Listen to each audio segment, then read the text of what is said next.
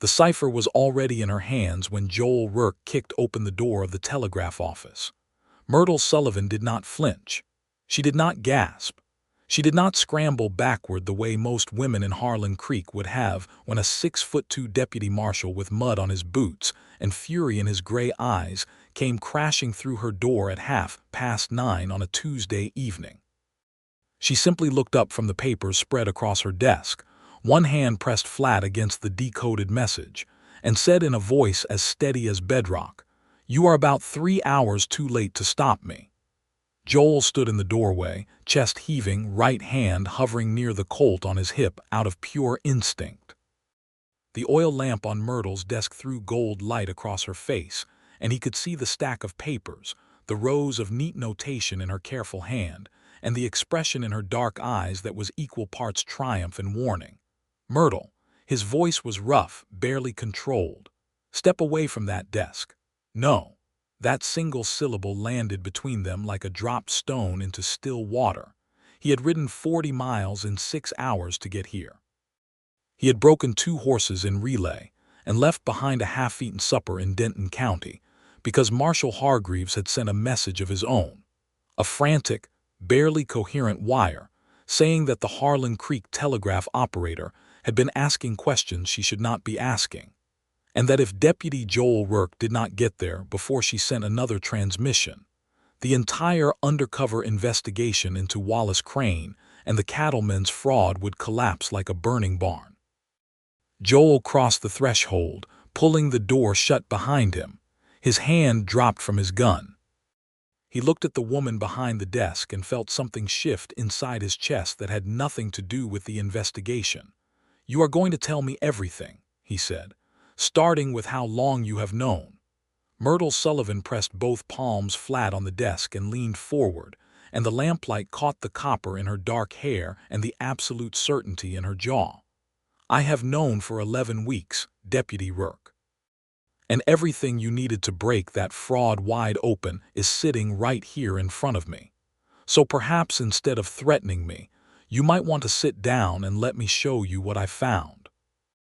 The silence between them was enormous and crackling, like the air before a thunderstorm rolls over the Texas plains. He pulled out the chair across from her desk. He sat, and everything that had seemed clear and straightforward about his mission to Harlan Creek began to unravel and reshape itself into something far more complicated, far more dangerous, and far more dangerous still to his carefully guarded heart.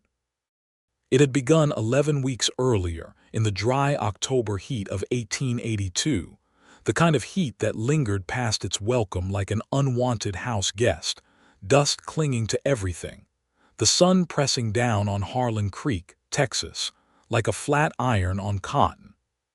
The town sat on a wide bend of Blanco Creek, 40 miles from the nearest railroad junction, which meant it depended entirely on the telegraph line that strung its copper wire east through Mesquite Country to connect Harlan Creek with the rest of the living world. Myrtle Sullivan had operated that telegraph line for 4 years. She had come to Harlan Creek at age 24, following the death of her father, Declan Sullivan, who had been a telegrapher himself for the Union Pacific out of Missouri. She had grown up at her father's elbow, learning the rhythms of Morse code before she had learned to properly braid her own hair, and by the time she was 16 she could send and receive at a speed that made grown men blink in disbelief. When Declan died of a chest fever in the spring of 1878, Myrtle had dried her eyes, sold the small house in Jefferson City, and written a letter to every telegraph office between St. Louis and the New Mexico Territory asking for a position. Harlan Creek had answered. The previous operator, a man named Hobbs, had gotten drunk and fallen into Blanco Creek in February of that year, and the town had been without telegraph service for 2 months by the time Myrtle arrived with a carpetbag, a portable key she had borrowed from her father's estate, and a spine made of iron. The men of Harlan Creek had been doubtful. Myrtle had been unsurprised by their doubt. She had also been entirely uninterested in softening their skepticism, and within 3 weeks of her arrival, she had rebuilt the grounding system that old Hobbs had let decay, repaired the relay repeater that sat halfway between the town and the county line, and sent her first perfect transmission at a speed that left the county's chief operator in Denton sitting back in his chair and staring at his receiving machine with something very close to reverence. She was good. She was better than good. She was perhaps the finest telegraph operator in the western half of Texas, and she knew it, not out of arrogance, but out of the quiet, certain knowledge that comes from 4 years of daily practice, and an intuition for the language of the wire that bordered on the mystical.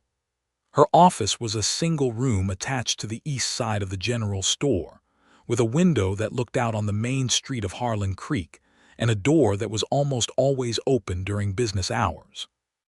She kept the place extraordinarily neat, her ledgers in a perfect row, her message forms in precise stacks, her personal copy of the Phillips Code and the Morse alphabet tacked to the wall above her key as a point of professional pride rather than genuine necessity, since she had not needed to reference them in years.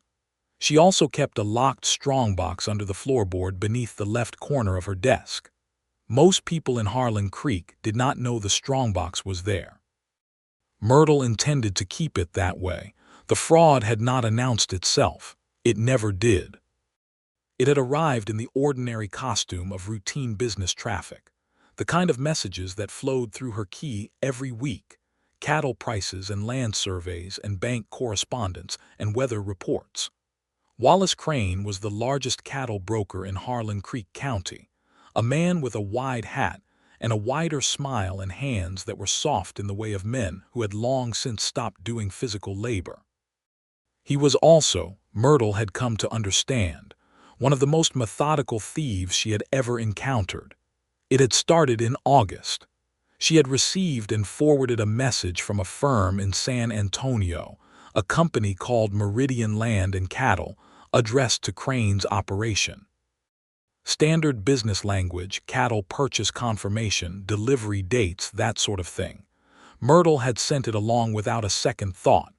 Then, a week later, a second message from Meridian Land and Cattle confirming a different set of figures, also routine.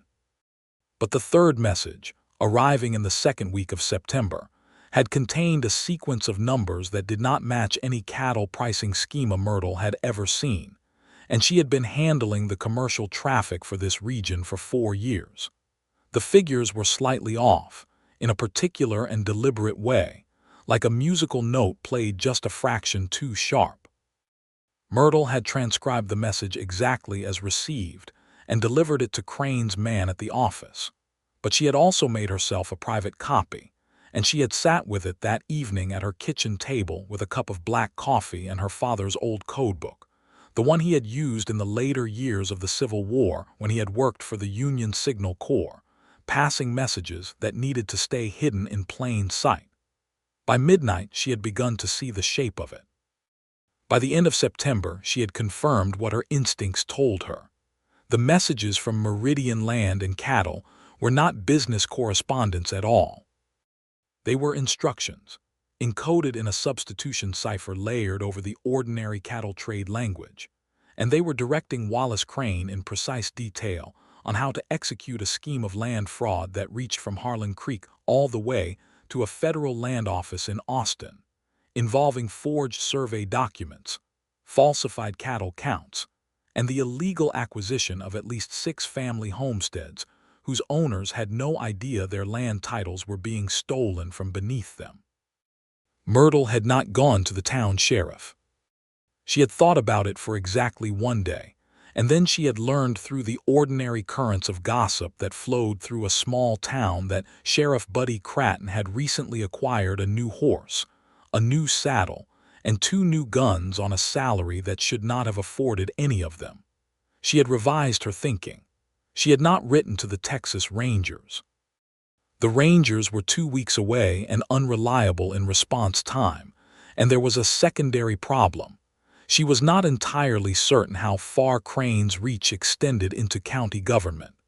The man had been broker and benefactor to Harlan Creek for 8 years. He had given money to the church, to the school, and to the founding of the town's small library. People trusted him with the unreflective warmth of people who had been made comfortable by someone, and had never stopped to ask the price. So Myrtle had done what she did best. She had kept her head down, kept her face neutral behind the counter, kept receiving and sending Crane's messages with perfect professional courtesy, and all the while she had been building her cipher key with a patience and a precision that would have made her father proud. By the time October arrived, she had the full key.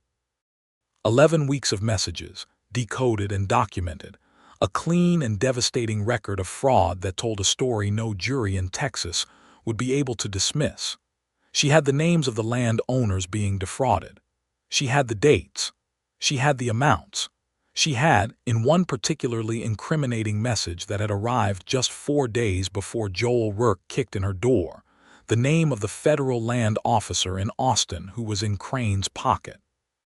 She had not sent any of it anywhere yet because she had been waiting for the right moment and the right person, someone with both the authority and the independence to act on what she had found without funneling the information through any channel that Crane might have corrupted.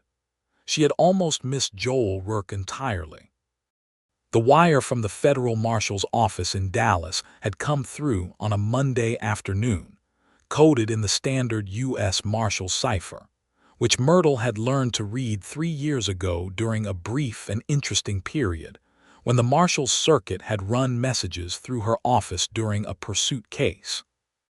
The message was addressed to an unspecified operative, and it informed said operative that Deputy Joel Rourke would be traveling to Harlan Creek under cover of a routine land survey, and that he should be accorded full cooperation.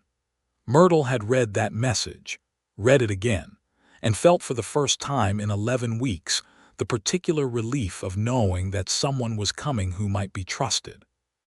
She had decoded it, delivered the version that was meant to appear routine to the appropriate party, and then spent the afternoon thinking very carefully about what Joel Rourke was going to find when he arrived, and whether she was going to make his job easy or hard.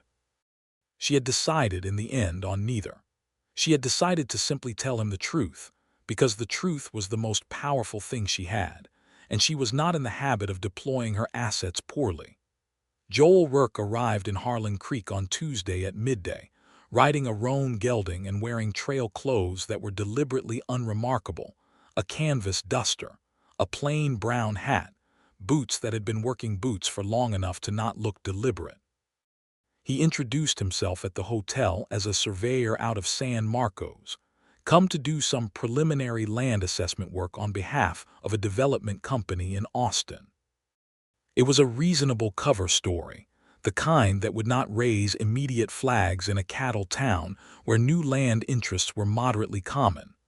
Myrtle watched him from the window of the Telegraph office as he crossed the main street. He was tall. That was the first thing she registered, the way you register tallness in a crowd, as an organizing fact around which other details arrange themselves. He moved with the particular economy of a man who had spent a great deal of time on horseback and in difficult terrain, careful but not tentative, as though his body had simply learned to be ready for whatever the ground might do beneath him. His face, when he turned to say something to the hotel proprietor, was striking without being pretty, all strong lines and a jaw that looked as though it had been formed by a combination of Scottish and Irish ancestry, and a great deal of stubbornness, with eyes that were a pale and startling gray, the color of sky just before weather comes. She found herself watching him longer than was strictly necessary, and then turned back to her key with a small, internal irritation at herself. She had work to do. Joel had spent the rest of Tuesday quietly. He had visited the hotel, arranged his room, eaten supper at the boarding house, and conducted himself with the practiced ease of a man who was in no hurry and had nothing to hide, which was, of course, the exact performance of a man who was in considerable hurry and hiding a great deal. He had not gone near the telegraph office. He was clearly intending to move slowly and let the town settle around his presence before making any moves. By 9 o'clock that evening, however, something had changed. Myrtle had just finished decoding the latest message from Meridian Land and Cattle, a message that made her stomach tighten with urgency because it contained a timeline. Crane had a deadline. The forged land surveys were to be filed in Austin within 5 days. After that, the 6 homestead families would find their land claims legally contested by a paper company that existed solely on fraudulent documentation, and the process of undoing that would take years and cost those families everything. 5 days. Myrtle had made her decision. She had pulled out her strongest documentation, the full cipher key, the decoded messages, and the original transcripts, organized them into a clear sequence, and she had been sitting at her desk deciding exactly how to approach the deputy surveyor, who was not a surveyor, when she heard footsteps on the boardwalk outside, moving fast. Then her door had come open the hard way, and here they were. Joel Rourke sat across from her now in the lamplight, and Myrtle watched him look at the papers she was slowly and deliberately laying out across the desk between them. And she watched the moment when his professional wariness began to yield to something else, something that moved through his expression like weather moving through that gray sky of his. The quiet, comprehensive shock of a man encountering something that was much larger and much more complete than what he had expected to find. "You decoded these yourself," he said. It was not quite a question. "Every one of them," Myrtle said. "Over 11 weeks. Without outside assistance." "I am my own outside assistance, Deputy Rourke." He looked up at her then, and she held his gaze, and something passed between them in that moment that was distinct from the investigation and from the danger, and from the 5-day deadline pressing down on both of them. She could not have named it yet. She was not in the habit of naming things before she was certain of them. Joel picked up the cipher key she had written out. He turned it over in his large hands, studying the notation.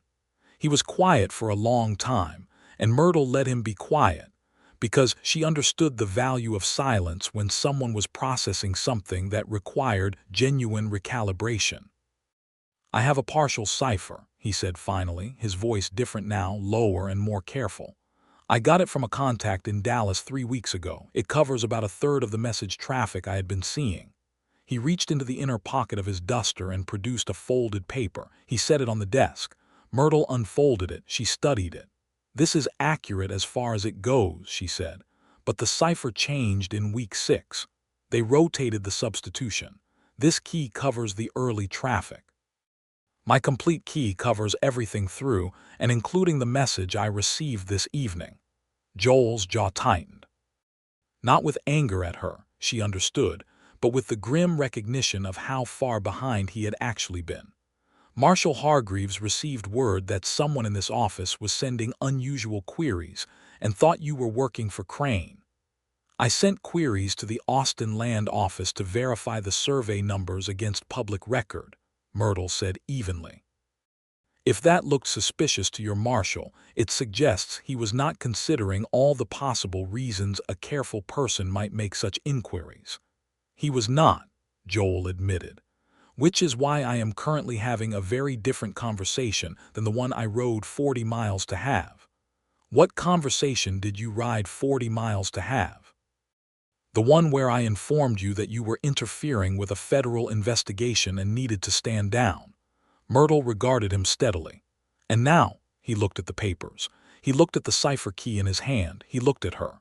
"Now," he said slowly, "I need to understand exactly what you have, and I need to do it fast, because if what you are telling me about this deadline is accurate, we have 5 days. 4 days and 14 hours, Myrtle said.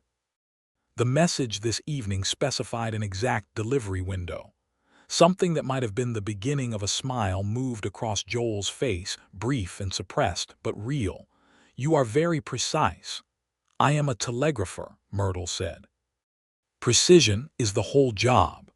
They worked through the night.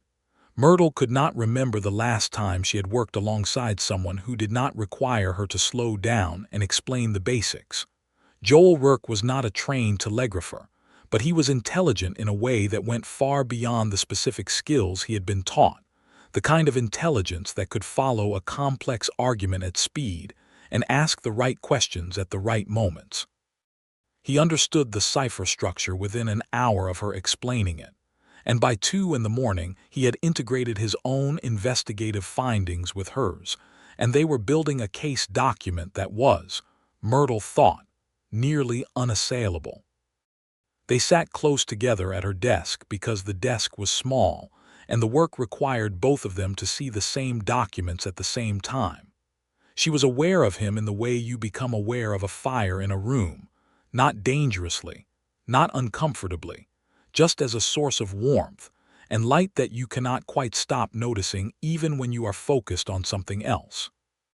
He smelled of horses and wood smoke, and something cleaner underneath, soap or water or simply himself, and his handwriting, she noticed, was unexpectedly careful, the letters formed with the deliberate clarity of a man who had probably taught himself to read and write as an adult and had never taken legibility for granted. She did not ask him about that. She filed it away, the way she filed away all information, and turned her attention back to the documents. At some point past midnight, he said, without looking up from the paper he was annotating, "Why did you not leave? When you understood what was in these messages, why did you not just send for help and step back?" Myrtle considered the question. "Because the help might not have come from a trustworthy direction," she said. "And because the 6 families whose land is being stolen did not have the luxury of waiting for reliable help to wander in on its own schedule." He looked up at that. His gray eyes were level and serious, and she thought she could see something in them that was personal, a recognition that went beyond the professional. "You know the families," he said. "The Aldridges, the Pecks, the Morneau family, the Winslow widows, the Chambers family, and old Jonah's Trask," Myrtle said. "Yes, I know them. Mr. Morneau's wife brings me tortillas on Fridays. Mrs. Aldridge taught my neighbor's daughter to read. Jonah's Trask is 81 years old and has been on his land since before this territory was organized." Something shifted in Joel's expression, a softening that he seemed not entirely aware of. "I grew up on a homestead," he said quietly. "Central Texas. My father proved up that land the hard way. Then you understand why 5 days is not a number I am willing to be casual about." "Yes," he said, "I do." They were quiet after that, but the quiet was different than it had been when he first came through the door. It was the quiet of 2 people who are beginning to understand each other. Dawn came gray and dry over the rooftops of Harlan Creek, and the smell of cook fires drifted through the window Myrtle had cracked open sometime in the early hours. She had made coffee at her small stove in the corner of the office, strong and black, and Joel had drunk 3 cups without complaint, which told her something useful about his character.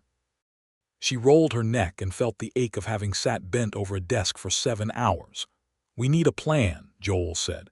He was looking at the completed case document, a 17-page organized summary of evidence that Myrtle had written out in her precise hand. "And we need to move carefully, because Crane almost certainly has eyes in this town." "He does," Myrtle said. "Cratton is his, as I mentioned, and I believe Frank Pell at the livery has been passing along information about travelers." Joel absorbed that. "The hotel proprietor, Horace Dunley, is honest but talkative. I would not brief him on anything sensitive. Anyone he knows gets told." She paused. "There is also a man named Garrett Finch who works as Crane's foreman. He is the enforcement side of this operation. The messages reference him by initial only, but I cross-referenced with message dates and movements, and I am confident it is Finch." Joel stared at her. The staring was slightly different from his professional assessment stare of earlier. This had something involuntary in it, a quality of being genuinely stopped short. "You cross-referenced the Cipher messages with physical movement patterns," he said. "I observe who comes and goes through my window," Myrtle said simply. "I have a good memory. When you decode a message that says an enforcer will arrive before Thursday, and a man rides into town on Wednesday night and goes directly to Crane's office, you note it." Joel set down his pen very deliberately, the way a man sets down a pen when he is trying not to show that something has just reshaped his thinking. "You have been doing investigative work for 11 weeks, he said. "Without any official standing, without any backup, without any protection." I have a Winchester Model 1873 under the counter and I can use it, Myrtle said. I am not entirely without protection. The silence that followed had a particular quality. Joel Rourke was not a man given to wearing his feelings plainly. Myrtle had already understood that, but in that moment the admiration on his face was absolutely transparent, and she felt it land somewhere in her chest in a way she had not expected and was not entirely sure what to do with. "All right," he said, and his voice had gone a little rough. "Then tell me how you want to do this." The fact that he had asked rather than told was not lost on her. The plan they built over the next 2 hours was carefully layered, as any good plan needed to be when the danger was real and the moving parts were numerous. The primary need was to get the evidence to an uncorrupted authority before the deadline. Joel's contact in Dallas, a federal prosecutor named Eads who operated entirely outside the state network that Crane might have influenced, was their best option. The wire they needed to send could not go through the normal channel, meaning it could not go through Myrtle's own key and office, because there was too much risk that any transmission from Harlan Creek would be flagged by someone in Crane's network. The next relay station east was a small depot town called Millhaven, 22 miles away. If Joel rode to Millhaven and sent the wire from there, using a specific coded header that Eads would recognize, they could have federal authority on its way within hours. But 22 miles of open country between Harlan Creek and Millhaven was 22 miles where Garrett Finch, and whatever men he had available, could intercept a rider who had been identified as a threat. The wire would also need a covering document, a physical package of the key evidence organized in a way that could be acted on immediately. And Myrtle had a second problem she raised quietly but with complete directness. "If I stay here alone when Crane realizes the wire has been sent, he will come here first." Joel looked at her for a long moment. "You are not staying here alone." "I did not plan to," she said. "I have a place. There is a family I trust, the Mornos. Their property is 3 miles south of town and the house sits in a draw that is not visible from the main road. I can go there and wait." "Will they be safe if Crane traces you there?" "Ernesto Morno has 4 sons and 3 brothers," Myrtle said, "and I suspect he has been waiting for exactly this kind of trouble for some time. He told me 6 weeks ago that he knew something was wrong with his survey markers. I did not tell him what I knew yet, but I will now." Joel nodded slowly. Then he said, with a care that was clearly deliberate, "You trust me." It was not a statement of confidence. It was a genuine question, understated in the way of men who had learned not to ask directly for things they were not sure they would receive. Myrtle looked at him across the desk in the gray morning light, with the case documents between them and the last cup of coffee gone cold in her hand, and she thought about the quality of his attention over the last 7 hours, the way he had listened, the way he had asked rather than assumed, the way his face had shifted when she mentioned the names of the families being defrauded. "Yes," she said, "I trust you."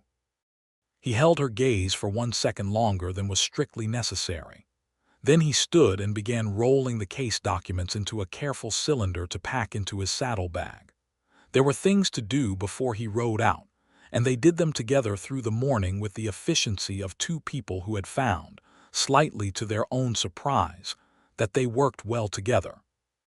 Myrtle made a clean secondary copy of the cipher key, written on the thinnest paper she had, and stitched it into the lining of her carpetbag using a needle and thread from the sewing kit she kept in the desk drawer. It was a precaution, the kind her father would have approved of, the understanding that having a single copy of a critical document was a single point of failure. Joel, for his part, had a quiet, early morning conversation with the one man in Harlan Creek he had identified in advance as potentially reliable, a former U.S. Army sergeant named Calhoun, who now operated the blacksmith shop and who had, Joel had gathered, a strong and well-founded dislike of Wallace Crane related to a property dispute 3 years prior. Joel returned from that conversation with the information that Calhoun would watch the main road east and send word to Millhaven by his own route if any riders from Crane's operation were seen heading that direction within the next 24 hours. It was not a perfect system. Very few things in real life were perfectly systematic, in Myrtle's experience. But it was solid and practical and layered, and those were qualities she valued. They met once more at the side door of the telegraph office at 8:30 in the morning, when the street was just beginning to come alive with the ordinary sounds of a Wednesday in a small town, distant hammer strikes, the lowing of cattle being moved toward the market pens at the south end of town, someone's dog expressing a firm opinion about something from 3 streets over. Joel had his horse saddled and his saddlebags organized. He was wearing the same unremarkable trail clothes from the day before, and in the clear morning light he looked like exactly what he was supposed to look like, a man of no particular importance getting an early start on a working day. He paused at the side door and looked at her with those gray eyes that had, over the course of the night, become considerably more familiar to her than she had intended. "Be careful," he said. It came out very plain and very direct, the way things come out when a person has decided not to dress them up. "I always am," Myrtle said. "Be faster." The brief flash of a real smile crossed his face, fuller and warmer than the suppressed one she had seen during the night. It changed his face substantially, softened the hard lines of it, made him look younger and less guarded, and Myrtle filed that image away with the same careful precision with which she filed everything important. She watched him ride east, and then she went back inside, locked the door, wrote a brief and completely unremarkable message that she sent through her key to the county office at Denton, a routine check-in of the kind she sent every Wednesday, nothing that would raise a flag, but enough to establish that the office was functioning normally. Then she went to her back room, packed her carpet bag, took the Winchester from under the counter, and walked out the south side door of the general store. The Morno house was 3 miles south in a shallow draw surrounded by twisted live oaks and the yellow grass of late autumn, and she walked the first mile on foot along the creek bed, where she would not be visible from the road, then accepted a ride on the wagon of old Benito Morno, who was coming back from delivering chickens to town and who, without asking any questions at all, simply looked at her face and the carpet bag and the Winchester, and nodded once with the particular understanding of a man who has been watching something bad build for a long time and is relieved that the moment of action has finally arrived. Ernesto Morno, Benito's son, was a compact and serious man of 35 who had been born in the state of Coahuila and had come north as a young man, and proven up his land claim fair and square in ways that Wallace Crane's forged surveys were now trying to erase. He listened to what Myrtle told him, the full truth of it, with an expression of grim, confirmed recognition, and then he called for his brothers and his sons, and within an hour there were 7 armed men positioned around the property in arrangements that Myrtle thought showed a solid grasp of defensive tactics. She sat up at the kitchen table with the secondary copy of the Cipher key and waited. Waiting was its own kind of discipline. Myrtle had learned this. The mind wants to race ahead to all the ways a thing can go wrong, and the antidote to that is not to pretend the dangers do not exist, but to have done everything within your power and then occupy yourself with the present moment rather than the imagined future. She helped Maria Morno prepare the midday meal. She played with the youngest Morno child, a 3-year-old named Alejandro who was serious and round and deeply interested in the contents of Myrtle's carpet bag. She read from the book she had packed, a battered copy of George Eliot's Middlemarch that she had been working through for 2 months. She also kept her Winchester within arm's reach and listened to the sounds of the landscape with the attentiveness that 4 years of frontier life had built into her as automatic habit. In the middle of the afternoon, one of Ernesto's brothers came in from the North Watch with a report. 3 riders had left town heading south. Not east where Joel had gone, but south, which meant Crane knew or suspected that someone had moved. Ernesto came to the kitchen doorway. "They will pass on the main road," he said. The draw hides us. If Cratton is with them, he knows this draw, Myrtle said. She had been thinking about this. He has been to your property before the survey dispute 3 years ago. Ernesto's jaw hardened. Then he said something in Spanish to his eldest son, who was 17 and built like a young oak, and the young man nodded and went out. We moved the horses to the far arroyo, Ernesto said to Myrtle. Less sign. You stay inside and away from the windows. Myrtle complied with the part about the windows. The part about staying entirely inside she interpreted loosely, positioning herself at the back door where she had a clear line of sight to the south approach, and the Winchester loaded and ready in her hands. The 3 riders passed on the main road 200 yards to the west and did not turn into the draw. Myrtle watched them through the gap between the door and the frame, barely breathing, and recognized the middle rider as Cratton from the particular set of his thick shoulders and the loud bay horse he favored. The riders did not slow down. She let her breath out slowly. The danger was not gone, but it had passed for this moment.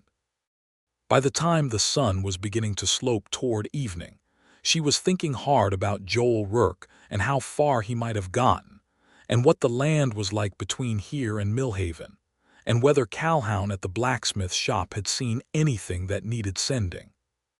She was also, and she was honest enough with herself to admit it, thinking about the way he had asked for her trust rather than demanding it, and the way his smile had changed his face, and the steadiness of him across that desk through 7 hours of difficult concentrated work. She had not been in love before.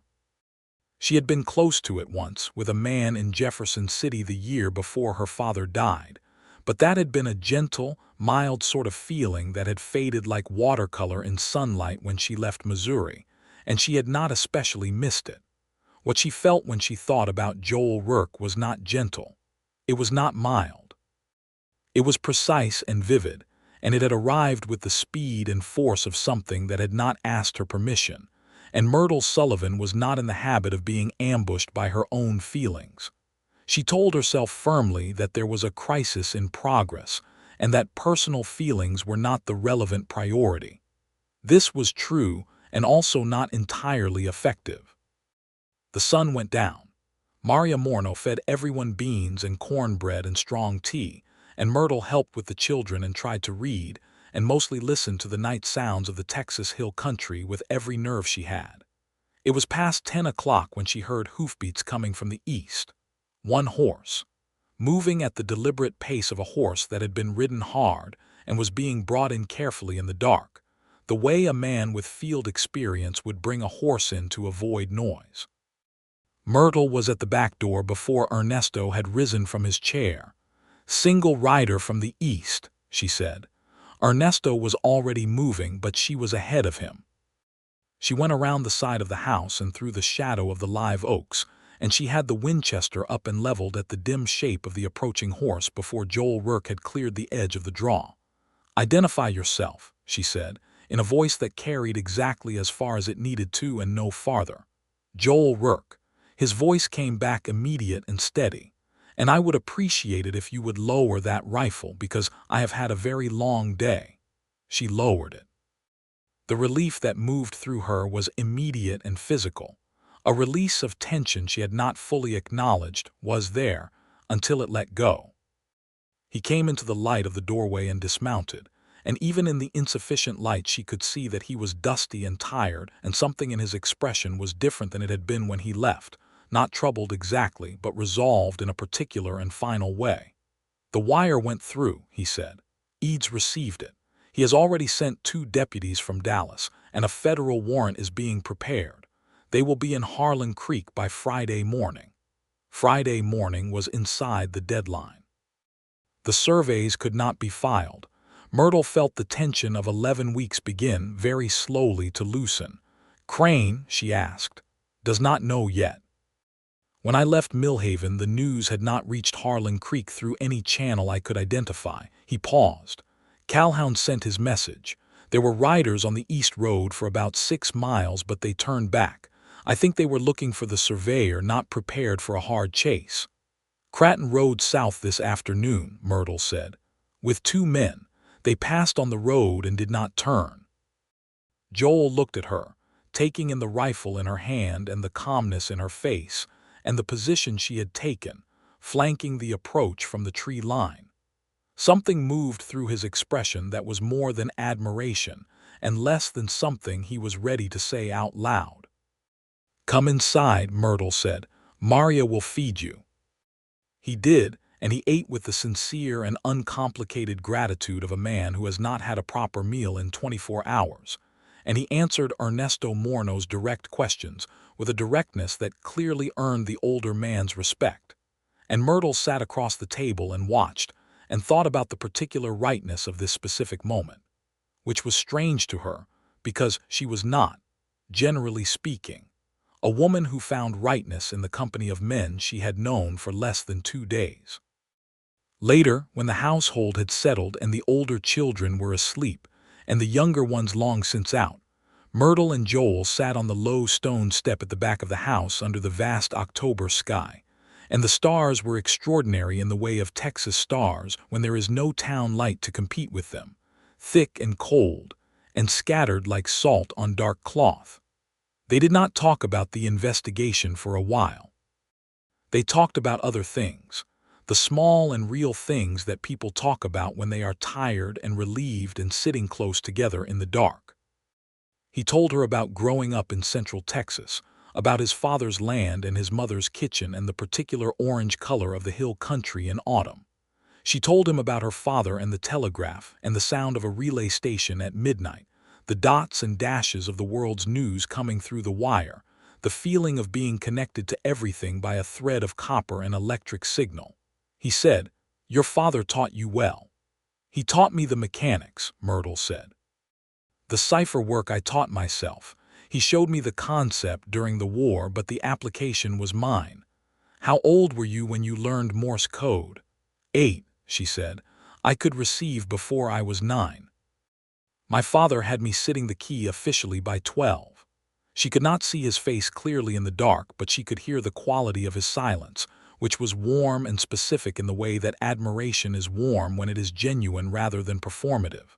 "Most men I have worked with," Myrtle said carefully, "treat my skill as a curiosity, something unusual for a woman.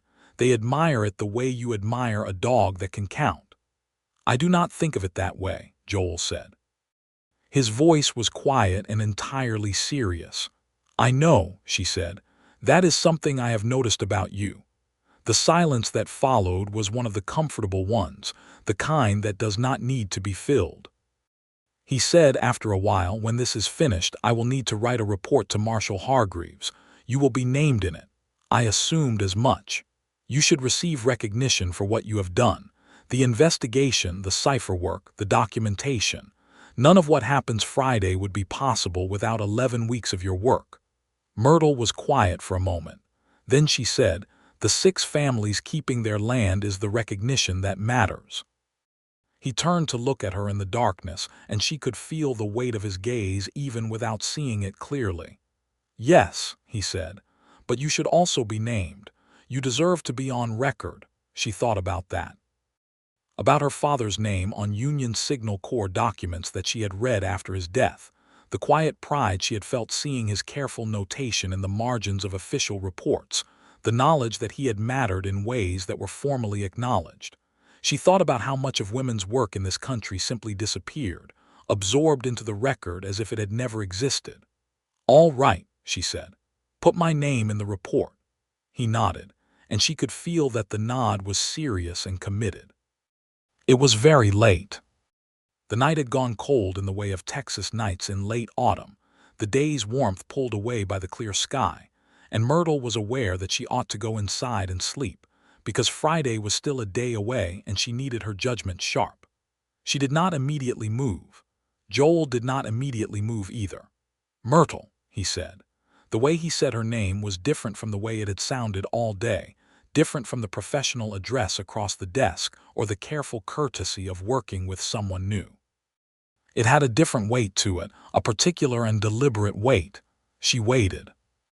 "I am going to say something," he said, and I would like you to tell me honestly if I am reading the situation incorrectly, because I have some confidence in my professional judgment and considerably less confidence in my ability to read things that are not professional." Myrtle felt something warm and amused settle behind her sternum. "Say it," she said. "I have spent approximately 19 hours in your company," he said, "in which time I have watched you do things I have not seen any person, man or woman, do in the entire course of my career. You have intelligence and courage and precision, and you care about the right things for the right reasons. And I find myself in the position of a man who is attempting to be professional and is also not entirely sure he is succeeding." She was quiet for long enough that he added, with a very slight but audible uncertainty that she found wholly charming, "I realize this is poor timing." "It is extremely poor timing," Myrtle agreed. "We have a federal crisis with a 4-day deadline. I have been hiding in a draw for 12 hours, and you have ridden 40 miles twice in 24 hours. She paused. "And yet I know exactly what you are talking about." The silence after that was different from all the other silences. It was warm and alive and slightly suspended, like the moment before a key comes down. "When this is finished," he said. "When this is finished," she agreed. It was not a promise exactly. It was a marker set in time, an acknowledgement between two careful people that there was something present that deserved to be examined properly rather than rushed. Myrtle went inside. She lay on the pallet Maria Morno had made up for her in the back room and listened to the night sounds and the small breathing of the Morno children sleeping nearby, and she thought about Joel Rourke with a clarity and a warmth that she did not try to suppress. She did not sleep especially well. She slept enough. Thursday in the draw was a tense and slow-moving day. Joel coordinated with Ernesto and his brothers on the defensive positioning of the property, taking the threat of Cratton seriously without moving to any action that would tip off Crane prematurely. Myrtle spent time reviewing the full documentation one more time, organizing it for immediate handoff to the federal deputies when they arrived. She wrote a clean summary document, 3 pages, that laid out the entire scheme in plain language that a federal prosecutor could use without needing to understand telegraphic cipher. She and Joel worked at the kitchen table while Maria moved around them with quiet efficiency, and the morning light came through the small windows, and the smell of coffee and wood smoke made the kitchen feel like a place where good things were possible. They talked while they worked, not just about the case, about other things, pieces of each other that came out in the natural way of two people who are genuinely interested, and also trying to concentrate on something important, and finding the latter is less easy than normal. He had been a deputy for 6 years, before that a cattle driver, before that a ranch hand on his father's spread, and then on other men's ranches throughout Central and West Texas. He had no wife, had come close once, a woman in Waco named Dolores who had decided she preferred a banker's security to a lawman's uncertainty, and he spoke of this without bitterness, and with enough perspective that Myrtle understood it had been genuinely over for some time. She told him about Missouri and her father and the years of moving from one telegraph posting to another, the particular loneliness of being excellent at something that most of the world did not entirely understand, the way Harlan Creek had felt, after a while, like something she had chosen rather than ended up in, which was a different and better feeling. "Do you plan to stay?" he asked. The question was careful and deliberate in a way that made her aware it was about more than just geography. "I had not made a definite plan," she said, equally carefully. "I find that I am more interested in the question than I was a few days ago." He looked at the paper in front of him and then at her, and the full-strength version of that smile appeared for the second time, unhurried and warm, and Myrtle felt it the way she felt a good signal coming through a clean line, clear and strong and satisfying all the way to the bone. There were moments of tension through the day. Late Thursday morning, Ernesto's brother-in-law Tomás came in from the North Watch with a report that riders had stopped on the main road and appeared to be studying the draw. They had not come in, but they had not moved for 20 minutes. Joel and Ernesto went out together and took up position in the oaks, and Myrtle took the Winchester and covered the back approach, and for 30 minutes the air in the draw was absolutely still with the specific stillness of a held breath. The riders moved on. Nobody came down. The afternoon passed. The children played. Maria made tamales and Myrtle helped, and it was absurd and also oddly wonderful that she was standing in a ranch kitchen in a draw in the Texas Hill Country making tamales, while she waited for federal deputies and tried not to think about the way a certain tall deputy marshal with gray eyes had said her name in the dark. She thought about it anyway. Friday morning arrived with a thin, cold fog coming off the creek, the kind of fog that burns off by mid-morning and leaves the air crystal. Joel was up before she was, standing in the doorway with a cup of coffee and looking north toward the road with the focused attention of someone who is counting minutes. "What time will they come?"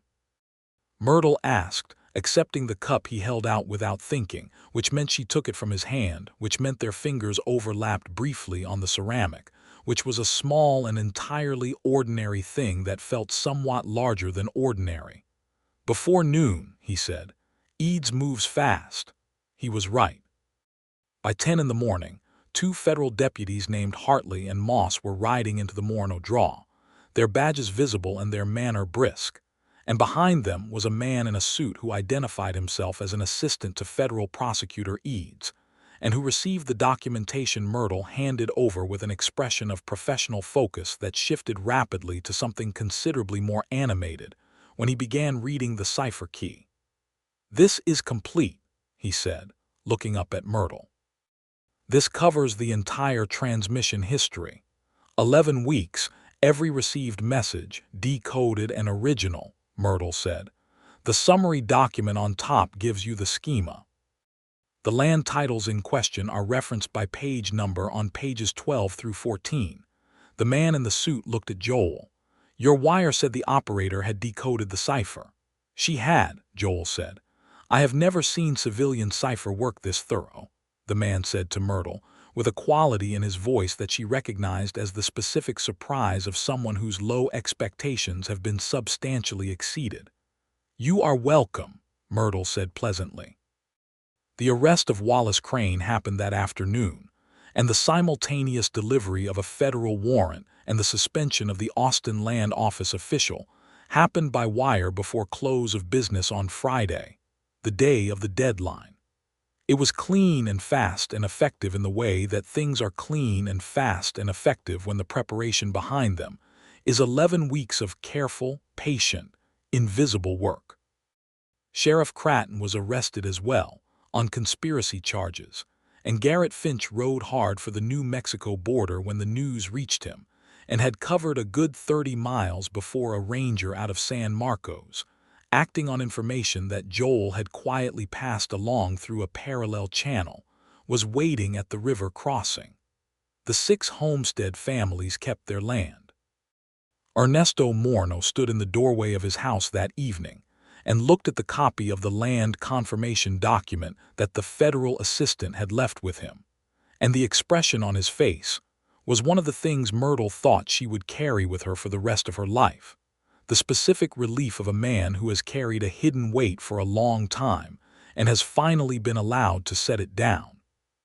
He clasped Joel's hand, and then he turned to Myrtle and said something in Spanish, quiet and direct, and she understood enough to know that he was thanking her not just for herself but on behalf of his family, which was also on behalf of the 5 other families, and she felt the tears try to come, and she held them back because she was Myrtle Sullivan, and she was not going to weep in a man's doorway no matter how justified it might be. She managed. Barely. She did not manage so well when Maria Morno hugged her, but that was different, and Maria was not watching. It was late that same Friday evening, and the fog had come back early, wrapping the draw in gray softness, and the stars were hidden but the air was very still and clean.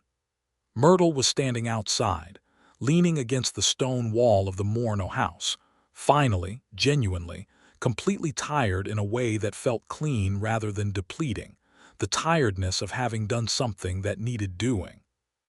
She heard Joel come out behind her and stand a few feet away, and then the distance between them narrowed to a few inches as he came to lean against the same wall. "It is over," he said. "The dangerous part," she said. "Yes." A pause. "The report will take a few days. Eads will want both of us to provide signed statements, probably in Denton. I can arrange for the telegraph office to be covered by the county relay for a few days," Myrtle said. "I have coverage arrangements already in place for emergencies. You anticipated needing to leave." "I anticipated several scenarios," she said. "That was one of them." He turned to look at her, and in the diffused gray light of the foggy evening his face was softer and more open than she had yet seen it. The professional reserve worn down to something more genuine by 48 hours of shared danger and shared work, and shared kitchen table and shared starlit steps in the dark. "Myrtle," he said, and it had that particular weight again. "Joel," she said, matching it, and she felt him startle slightly, as though he had not expected to hear his own name come back with that same weight, and the startling made something loosen in her chest and come warm. He reached over very slowly and deliberately and took her hand, which was still slightly cold from the night air, and held it in both of his, which were large and warm and careful, the hands of a man who knew that care and strength were not opposites but complements. They stood like that for a while in the fog beside the stone wall, and Myrtle thought about how strange and how specific life was, how the precise calibration of her father's old codebook, and 11 weeks of determined patience, and a single telegram from a federal marshal's office in Dallas had brought her to this exact moment, holding the hand of a man she had known for 3 days, and felt she understood in a way that took most people years to arrive at. "I have a posting in Dallas," Joel said eventually. "Marshal Hargreaves' office." "I know," she said. "Dallas is not Harlan Creek." "No," she agreed. "It is considerably larger and has considerably better access to the railroad." He squeezed her hand gently. "I am trying to have a conversation about the future." "I know what you are trying to do," she said. "I am making it slightly difficult because I think we should both be very clear about what we are saying before we say it, rather than rushing into a declaration in the fog after a crisis." He was quiet for a moment. Then he said, with a careful honesty that she valued enormously, "That is a fair and sensible position." "However," Myrtle said, "I will also say that I have thought about very little other than you since Wednesday night, and I am a precise person who does not generally confuse professional respect with something more significant, and I believe I know the difference in this case." The sound he made was almost a laugh, low and warm and slightly undone. "Then we are in agreement." "We are in the early stages of agreement," she said. "There are a great many things to be discussed." "There are," he said. "I would like to discuss them. At length, in Denton and after Denton and as long as it takes." She turned to look at him, and he looked back at her, and the fog made the world very small and very contained. Just this patch of Texas ground and this stone wall and the quiet sound of the Morno house behind them and the two of them, holding hands in the dark with 11 weeks of hidden work between them, and whatever came next ahead of them. Myrtle Sullivan was not impulsive. She was precise and careful and deliberate. She also knew, with the certainty that came from 4 years of reading signals through a wire, and understanding that some transmissions were clear and some were muddy, and that a clear, strong transmission was not something you second-guessed just because the timing was unusual, that this was a clear signal. She leaned up and kissed Joel Rourke briefly and with intention on the jaw, not his mouth, saving that for when they were both entirely rested and the fog had cleared, and the world was a little less dramatic, but close enough that he understood exactly what it meant. He went very still for a moment. Then his hand tightened around hers, and he turned his head and pressed his lips to her temple, gentle and deliberate, and she could feel the smile in it. "Denton," she said. "Denton," he agreed. The ride to Denton took 2 days, departing from the Morno property on Saturday morning with warm goodbyes that included a great deal of food pressed on them by Maria and a solemn handshake from young Alejandro Morno, who was 3 years old and deeply serious about handshakes. Myrtle rode her own horse, a steady quarter-horse mare named Letter that she had owned for 2 years, and that had the placid reliability of an animal that has been properly treated and returned the favor.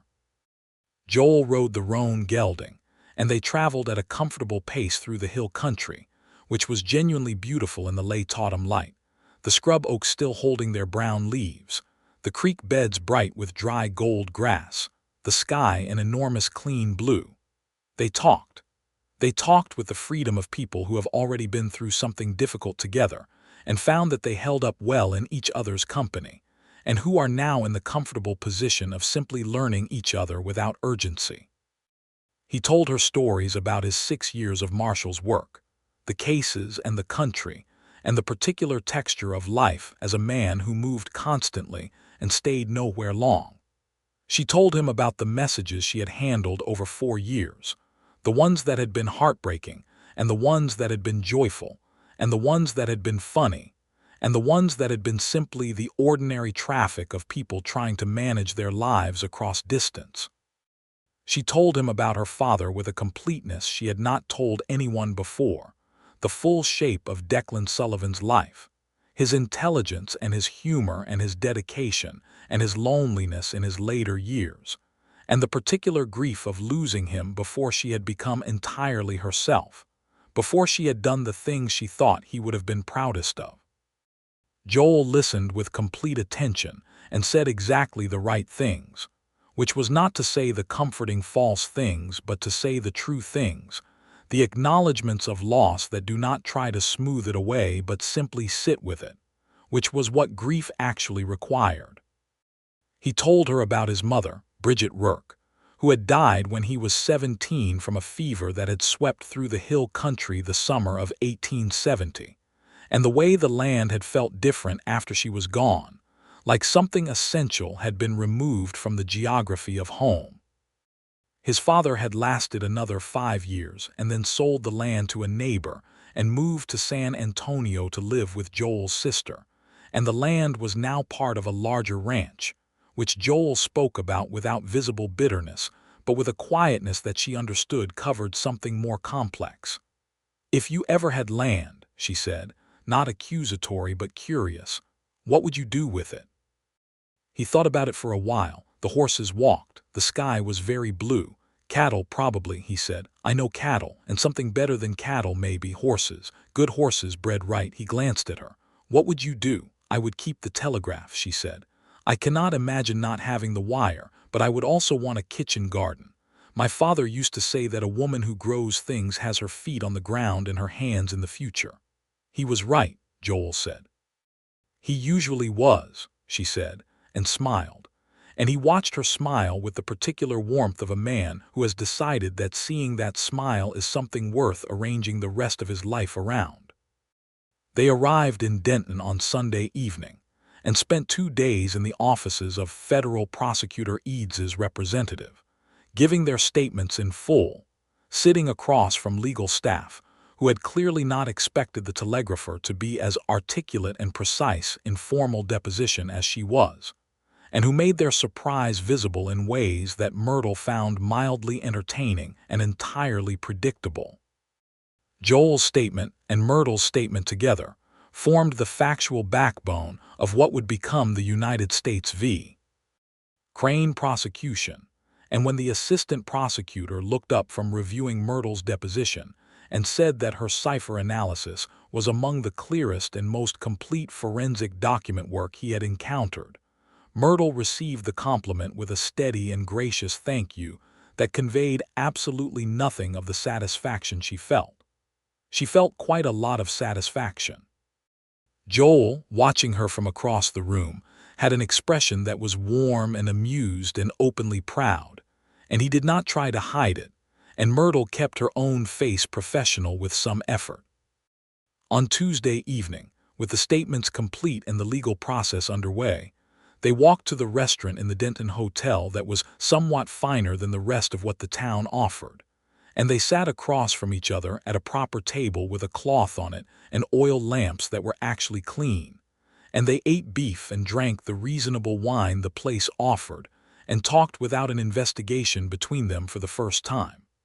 It felt very natural. It also felt momentous, in the quiet way that things are momentous when they are actually important rather than just dramatic. After dinner, they walked in the mild evening, and Joel held her hand in the open, on the main street of Denton, which was a quiet declaration in a way that both of them understood, and Myrtle did not suggest he stop. They stood outside the hotel under the wooden overhang, and the sounds of a Tuesday evening in a Texas county seat drifted around them, piano from the saloon 3 doors down, and the distant sound of a train at the junction and someone's harmonica being played badly but with feeling. "I want to tell you something," Joel said. "Tell me," she said.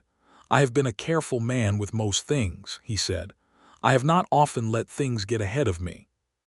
I hold positions and I evaluate and I move carefully." He looked at her with full directness. "I am not doing that right now. I know it has been less than a week. I also know what I know." Myrtle looked up at him and thought about all the signals she had read in her life, the clean ones and the muddy ones and the ones that required interpretation and the ones that came through absolutely clearly, and she thought that some transmissions did not benefit from being made to wait. "I love you," he said. Plain and straight and without decoration, the way he said the things that mattered. "I am aware that is fast and possibly alarming. I am saying it anyway because I believe in saying true things." The harmonica down the street played on, terrible and earnest. The train made a sound in the far distance. The oil lamp above the hotel door swayed slightly in the night breeze. "Joel," Myrtle said, and her voice was entirely steady because she was Myrtle Sullivan and she had made her peace with this several days ago. "I love you too. I am also aware that it is fast. I am a woman who reads signals for a living. This one is very clear." He kissed her then, properly and completely, on the main street of Denton, Texas, in the evening of November 1882, and it was not a brief or a preliminary thing. It was the kind of kiss that is a beginning that knows exactly what it is. The following months were not simple, because real things rarely were. Joel returned to Dallas and his posting with Marshal Hargreaves, and Myrtle returned to Harlan Creek and her telegraph office, and the distance between them was managed in the most fitting way possible for a telegraph operator in love with a lawman, which was to say they wired each other constantly. The office staff in Dallas became familiar with the frequency of transmissions from Harlan Creek to Deputy Rourke, and Myrtle's counterpart at the county relay in Denton started leaving cheerful notes in the margin of routing paperwork that she ignored with dignity. The Wallace Crane prosecution moved through the federal courts with the methodical speed of well-documented fraud cases, which is to say more slowly than Myrtle would have preferred, but more surely than she had feared. The 6 homestead families remained on their land. The Austin land official was removed from his post in December and faced his own charges. Sheriff Cratton was convicted in January of 1883 and sentenced to 4 years. Crane himself, facing the weight of Myrtle's 11 weeks of documented cipher work, entered a guilty plea in March and received 8 years in a federal penitentiary. Garrett Finch was captured at the New Mexico border and extradited, and received 5 years. On the day the Crane conviction was confirmed, Myrtle received a wire from Joel that read, in plain text and not in cipher, though she noted with private amusement that she could have decoded it regardless. Verdict in. Crane guilty on all counts. Your cipher key was read into the record. Your name is in the books. I am coming to Harlan Creek on Saturday. Please have coffee ready. I have something to ask you. She wired back, coffee will be ready. I suspect I know the question. The answer is yes. There was a pause of approximately 40 minutes, which she attributed to him sitting at his desk in Dallas rereading the message and being temporarily unable to function professionally, a mental image that gave her considerable pleasure. Then his response came, "You are the most remarkable woman I have ever known. Also, you are very hard on a man's composure. Saturday." She smiled at her key for a long moment. Then she composed herself and went back to work, because there were messages to send and receive, and the work did not pause for personal happiness, and she would not have wanted it to. Joel arrived on Saturday, as promised, riding the same roan gelding, looking considerably less dusty than the last time he had ridden into Harlan Creek, though his boots were still working boots, and his hat was still plain brown, and his jaw was still everything it had been. He came directly to the telegraph office, and she had the coffee ready, and he sat across from her desk as he had on that first night, except that now the desk had no urgent documents on it, only the ordinary traffic of a Tuesday, and the two of them were simply themselves in a room they had come to associate with the beginning of something extraordinary. He produced a ring from his coat pocket. It was not elaborate. It was a plain gold band with a small turquoise stone, the kind of ring that a man bought in a Texas jewelry shop with care and some thought and a modest but honest budget. He held it across the desk. "Myrtle Sullivan," he said, "I am asking you to marry me. I want you to know before you answer that I intend to take a land grant in Blanco County when my posting in Dallas is finished in the spring. I intend to raise horses. I would like very much for you to have your telegraph office and your kitchen garden and whatever else you want within reach of wherever we are, and I will do everything I can to make sure that is possible." Myrtle looked at the ring. She looked at him.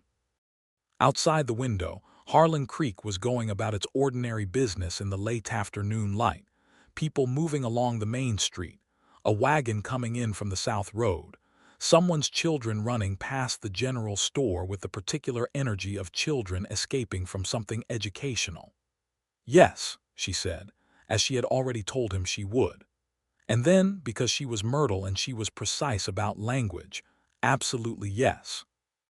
He came around the desk and she stood, and he put the ring on her finger and she held his hand and looked at him with the full force of everything she was, all of her intelligence and her independence and her particular fierce precision.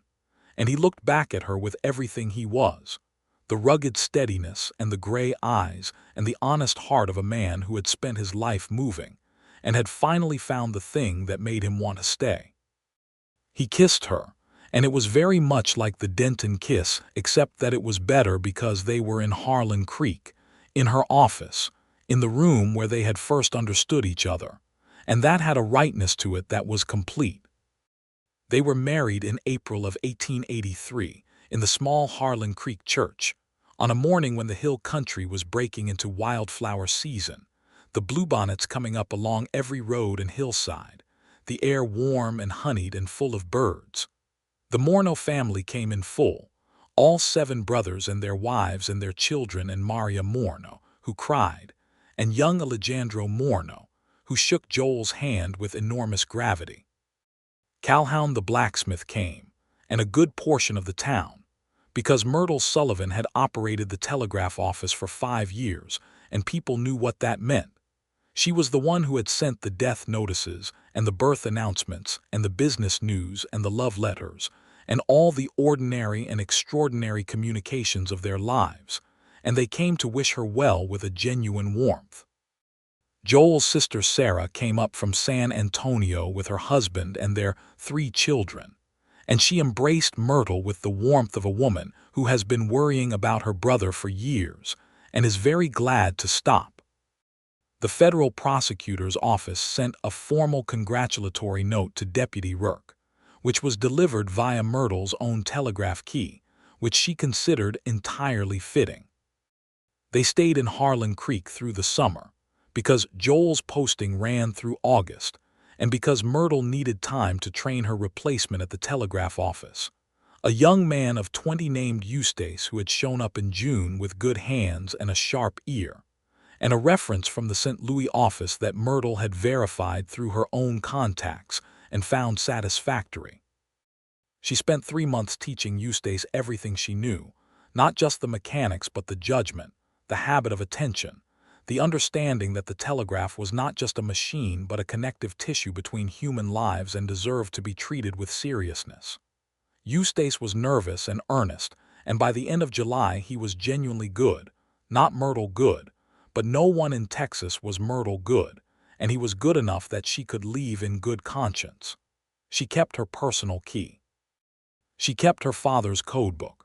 She packed them both with the same care she had packed everything important in her life, which was to say with deliberate attention to their preservation. The Blanco County land was 80 acres in a wide valley with a creek along the south boundary, and a stand of live oaks on the east slope, and enough flat ground for a proper horse paddock, and a house that Joel had arranged to have started before September. They moved in October, which was the anniversary of the first decoded message, and Myrtle thought about that privately with a satisfaction that was both practical and sentimental. The house was not finished. It was 4 walls and a roof and a proper fireplace and a floor that was half laid, and they lived in it anyway, sleeping on a proper bed Joel had arranged to be delivered by wagon from San Marcos, and cooking on the outdoor fireplace in the mild early autumn weather. And it was not comfortable by any standard that could be applied to houses with finished walls, and it was also the best she had felt since before her father died. She put her telegraph key on the kitchen table, because Joel had managed what he had promised. A line had been run from the nearest relay station the previous August, tapping the main line that now ran through Blanco County, and her kitchen table was connected to the world by the same copper thread it always had been. She also put in the kitchen garden before the first frost, and she found that Declan Sullivan had been right about that too. The horse operation began in earnest in the spring of 1884, when Joel traded his roan gelding for 3 mares from a reputable breeder in Fredericksburg, and began the patient work of building a breeding program. He was good at horses in the same way Myrtle was good at telegraphy, with a natural understanding that went beyond learned technique, and the horses seemed to know it, coming to his hand easily and being handled with a calm steadiness that produced steady, calm horses. Their son was born in June of 1884, a vigorous and loud presence from the first moment, whom they named Declan Joel Rourke after both their fathers, and who arrived in the world with a full head of dark hair and Joel's gray eyes, which at 6 months old were already observing the world with an expression of alert and slightly judgmental attention that made Myrtle suspect he was going to be a good deal of work. She loved him with a ferocity that she had not anticipated, and that reorganized her understanding of herself in ways she found both surprising and clarifying. Joel was a father the way he was everything else, steady and present and enormously capable, and also deeply uncertain in ways he did not try to hide from her, which she found endearing beyond articulation. He held the baby with careful, enormous hands, and looked at him with the expression of a man who has encountered something that is completely outside his previous experience, and is committed to meeting it without pretending otherwise. "He is looking at me," Joel said in the first days, with a quality in his voice that was somewhere between wonder and alarm. "He is looking at everything," Myrtle said. "He is very curious. He gets that from both sides, I suspect." Declan grew. The house got its finished walls. The horse operation expanded to 12 animals and began developing a reputation for quality that brought buyers from 3 counties. Myrtle managed the telegraph operation from the kitchen table, and took on a part-time role as the regional relay coordinator, which required her to occasionally travel to the county seat in Johnson City, but which also allowed her to maintain the skills and the connections that mattered to her. She and Joel built things together the way they had worked together at her desk on that first night, with a practical and honest partnership that did not require one of them to diminish in order for the other to be strong. She was better with language and documents, and anything involving cipher or communication. He was better with the physical management of the land and the horses, and the practical negotiations of the frontier. They were both good with people, in different ways, his manner being direct and physical and grounded, and hers being precise and attentive and warm in the specific way of someone who has spent years being the conduit through which other people's most important messages flow.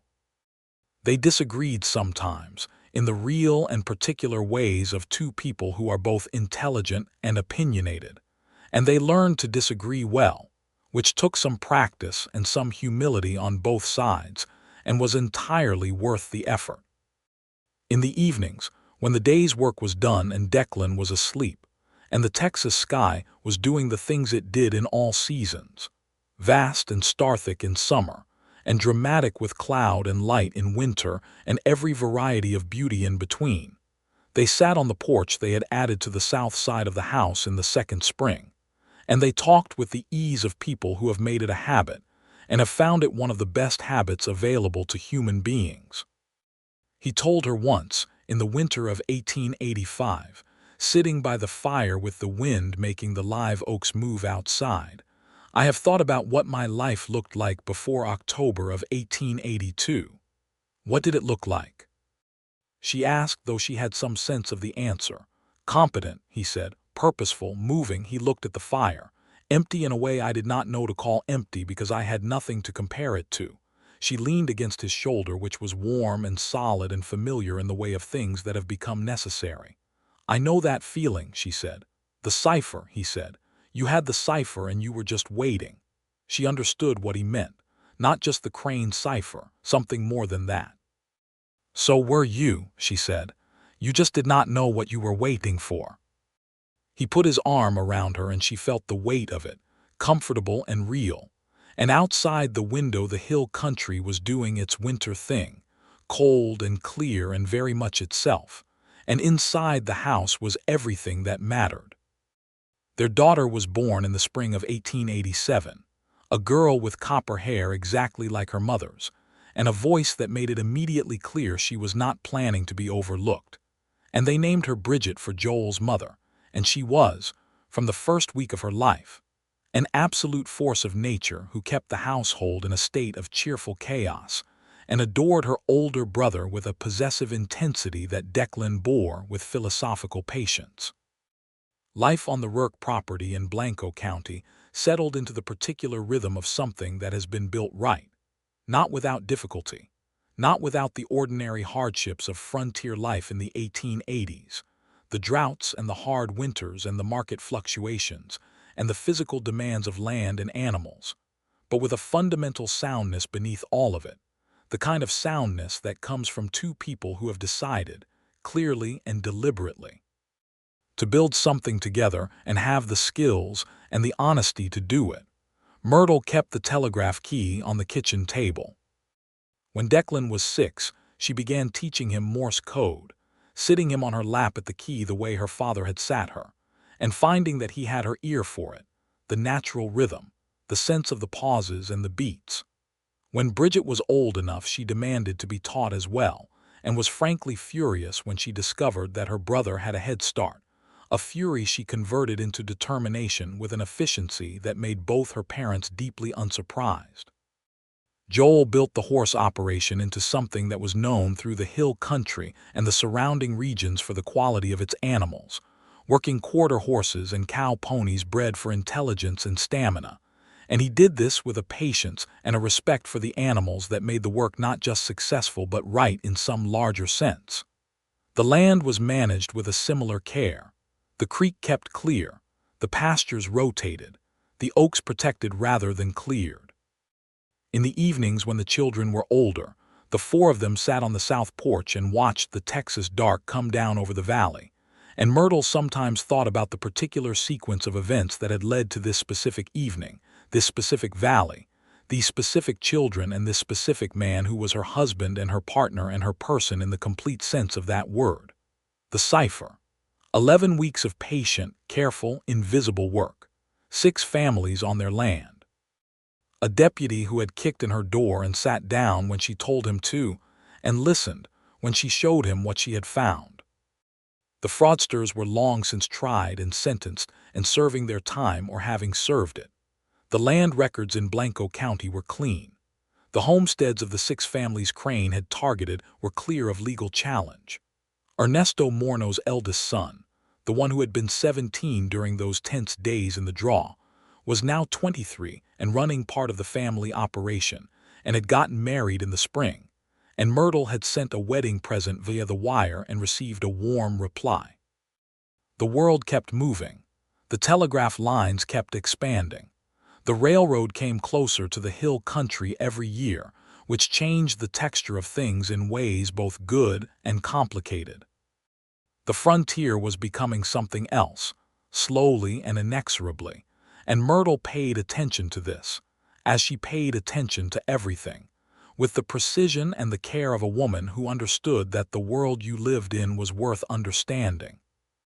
One evening in the late summer of 1889, when the children were asleep and the air was cooling after a punishing August day, and the stars were coming out over the valley with their usual abundance, Joel said to her something he had said before in different forms but which she did not tire of hearing. "I was afraid you were going to be a problem," he said. The amusement in his voice was warm and deep. "When I rode into Harlan Creek that Tuesday, I thought this woman is going to be a complication." "I was a complication," Myrtle said. "You were," he said. "The best complication I have ever encountered."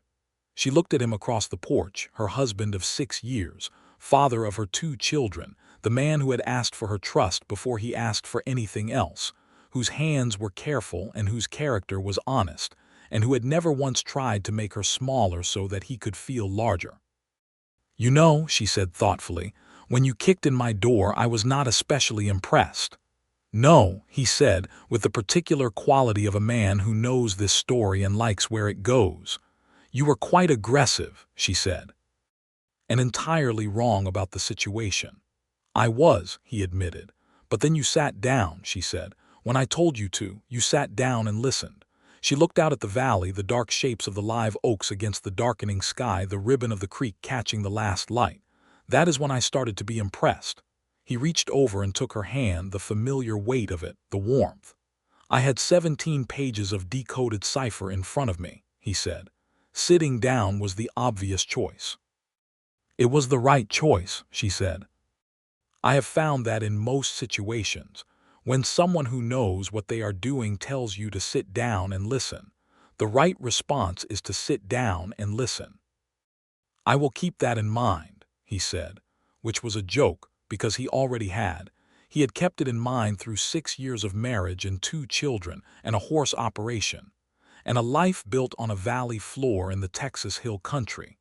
The willingness to sit down and listen to the most remarkable woman he had ever met, which he would put forward as the single best decision he had ever made. The stars came fully out above the valley, thick and cold and scattered like a cipher across the dark cloth of the Texas sky, and the night sounds settled around them, the creek and the horses in the paddock and the distant call of something in the oaks, and Joel Rourke and Myrtle Sullivan sat on their porch and held hands and were completely, quietly, fully home. Whatever secrets the world still held, whatever hidden messages moved along the copper wire, and whatever dark motives men of lesser character might be arranging somewhere out there in the vast country, they had each other and they had their children and they had this valley, and they had the particular strength that comes from 2 people who have faced a genuine test together and found each other entirely worthy, entirely real, and entirely theirs. It was, by any measure, enough. It was, by any measure, everything.